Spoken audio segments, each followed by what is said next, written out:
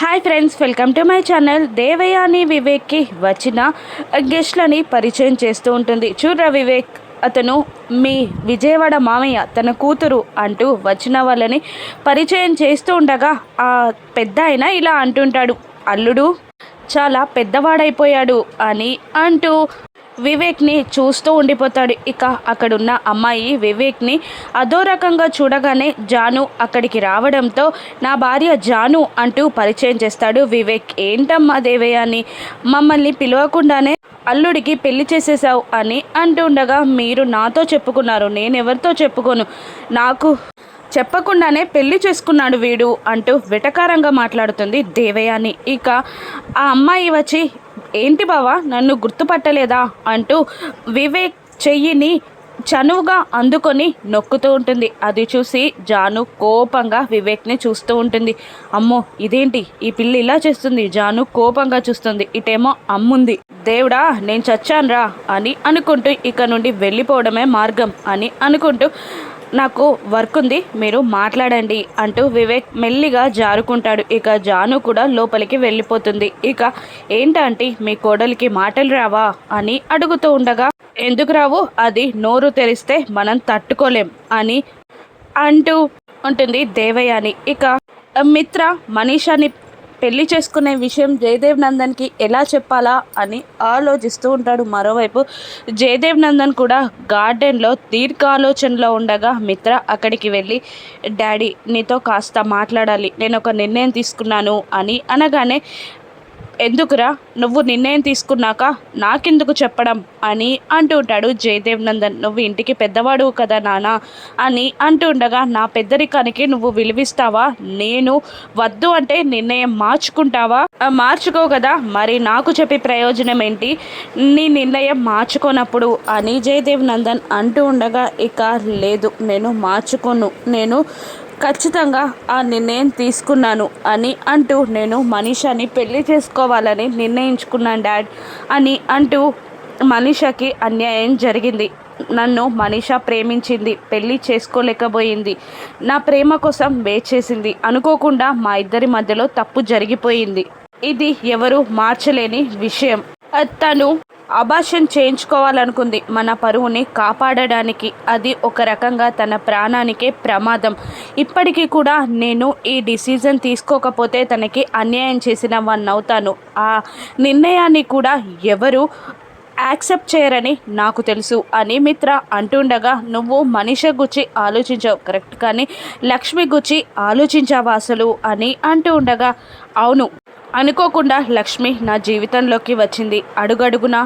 నన్ను ప్రమాదాల నుండి కాపాడింది, నన్ను పెళ్లి చేసుకుంది, నా పిల్లలకి తల్లైంది, నేను లక్ష్మిని వదిలిపెట్టలేను, నేను లక్ష్మిని వదిలిపెడతానన్నా కూడా నా మనసు ఒప్పుకోదు, నా డిసిజన్ని ఎవరు యాక్సెప్ట్ చేయరు, కానీ అందరం కలిసి ఉండాలి, నా డిసిజన్ని అందరూ యాక్సెప్ట్ చేసి తీరాలి అని అంటూ మిత్ర అక్కడి నుండి వెళ్ళిపోతాడు. దేవుడా ఏది జరగకూడదు అనుకున్నానో అదే జరిగింది అని అనుకుంటూ వెనక్కి తిరిగేసరికి షాక్ అయి కన్నీళ్లతో చూస్తున్న లక్ష్మి కనబడుతుంది. అమ్మా అని జయదేవ్ నందన్ పిలిచే లోపే లక్ష్మి మాట్లాడకుండా ఇంట్లోకి వెళ్ళబోతుండగా, వెళ్తున్న లక్ష్మి దారికి మనీష అడ్డం వస్తుంది. లక్ష్మి పక్కకి తప్పుకొని వెళ్ళబోతుండగా మళ్ళీ మనీష అడ్డం వస్తుంది. కోపంగా చూస్తుంది లక్ష్మి. అప్పుడు మనీష, ఏంటి నీ దారికే కాదు నీ జీవితంలో కూడా నేను అడ్డం వస్తున్నాను, ఇన్నాళ్ళు నేను మిత్రాన్ని పెళ్లి చేసుకుంటున్నాను అంటే నువ్వు నమ్మలేదు, నేను మిత్రాన్ని పెళ్లి చేసుకుంటానన్నా మిత్ర ఒప్పుకోలేదు, కానీ ఇప్పుడు మిత్రే నన్ను పెళ్లి చేసుకోవడానికి సిద్ధంగా ఉన్నాడు, ఈసారి నువ్వేం చేస్తావు అని అంటూ ఆ లక్ష్మిని రెచ్చగొడుతూ ఉంటుంది మనీష. ఇక నువ్వు ఓడిపోయినట్టే, మిత్ర నన్ను పెళ్లి చేసుకున్నాక ఈ ఇంట్లో నుండి వెళ్ళడానికి రెడీగా ఉండు అంటూ మనీష వెళ్ళబోతుండగా, ఆగు అంటూ లక్ష్మి మనీషాని పిలిచి, ఏంటి నీ పెళ్ళి అంత ఈజీగా జరుగుతుందనుకుంటున్నావా అని లక్ష్మి అనగానే, ఏంటి ఈసారి కూడా పెళ్ళి ఆపాలి అనుకుంటున్నావా అని అంటూ, మా ఇద్దరి మధ్యలో తప్పు జరగలేదని నిరూపిస్తావా అని అడుగుతుంటుంది మనీష. తప్పు జరిగిందని ఫేక్ ప్రెగ్నెన్సీ నాటకం ఆడుతున్నది నువ్వు, అయితే ఏంటి, ఆ నాటకాన్ని నువ్వు బయట పెట్టగలవా ఇప్పుడు? అయినా పెట్టడానికి ఇంకా టైం ఎక్కడుంది? తొందరగా మా పెళ్ళి జరగనుంది. ఈసారి నువ్వు నీ కుటుంబం మొత్తం కలిసినా కూడా మా పెళ్ళిని ఆపలేరు అని మనీష అంటుండగా, ఈసారి మేం కాదు మిత్రగారే పెళ్ళిని ఆపేసి నిన్ను ఇంట్లో నుండి గెంటేసేలా నేను చేస్తా, లేకపోతే నా పేరు భాగ్యలక్ష్మి కాదు అంటూ వార్నింగ్ ఇచ్చి లక్ష్మి వెళ్ళిపోతుంది.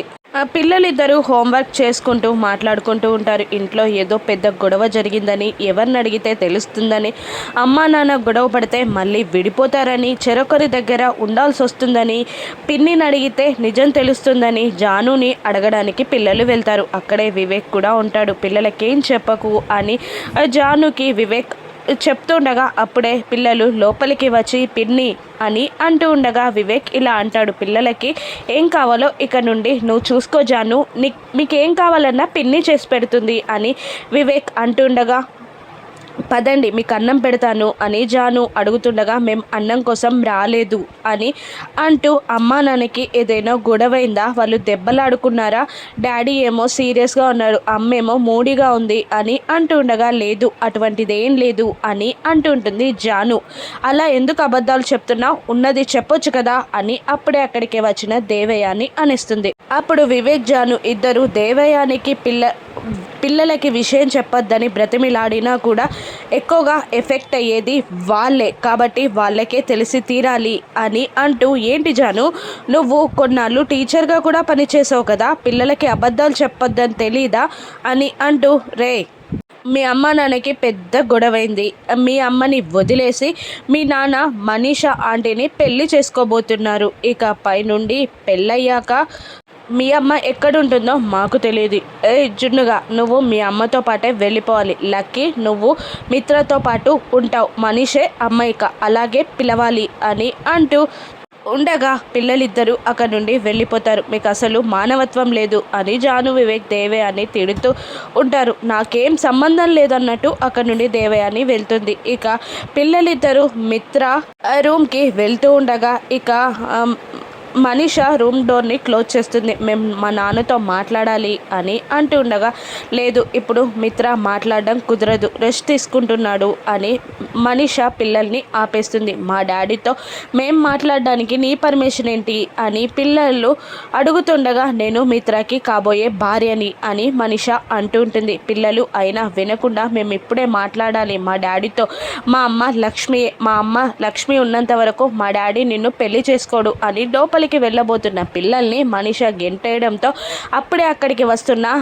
లక్ష్మి పిల్లల్ని పట్టుకొని, నీకేమైనా బుద్ధుందా, పిల్లల్ని ఇలా చేస్తావా, వాళ్ళ డాడీతో మాట్లాడడానికి నీ పర్మిషన్ కావాలా అని లక్ష్మి హుంకరిస్తూ ఉండగా, నేను మిత్రకి కాబోయే భార్యని, ఖచ్చితంగా నా పర్మిషన్ కావాలి, రేపు పెళ్ళయ్యాక నువ్వు మాట్లాడాలన్నా నా పర్మిషన్ కావాలి అని లక్ష్మిని అంటూ ఉంటుంది. మనీష పెళ్ళైనప్పుడు చూద్దాం అని అంటూ పిల్లల్ని తీసుకొని అక్కడి నుండి వచ్చేస్తుంది. నిజంగా డాడీ మనల్ని వదిలిపెట్టి మనీషాని పెళ్లి చేసుకుంటారా అని అడుగుతుండగా, పిల్లలకి సర్ది చెప్తూ, లేదురా మనల్నే కావాలి అనుకుంటారు మీ డాడీ, కాస్త వెయిట్ చేయండి అని పిల్లల్ని ఓదారుస్తూ ఉంటుంది లక్ష్మి. ఇక రాత్రి అవుతుంది, లక్ష్మి పడుకుంటుంది. తెల్లారి లేచి చూసేసరికి పక్కన పిల్లలు ఉండరు. పిల్లలకి ఏమైంది, మిత్ర మనీషాల పెళ్ళి లక్ష్మి ఏ విధంగా ఆపుతుందో రాను ఎపిసోడ్స్లో చూద్దాం. Thank you for watching.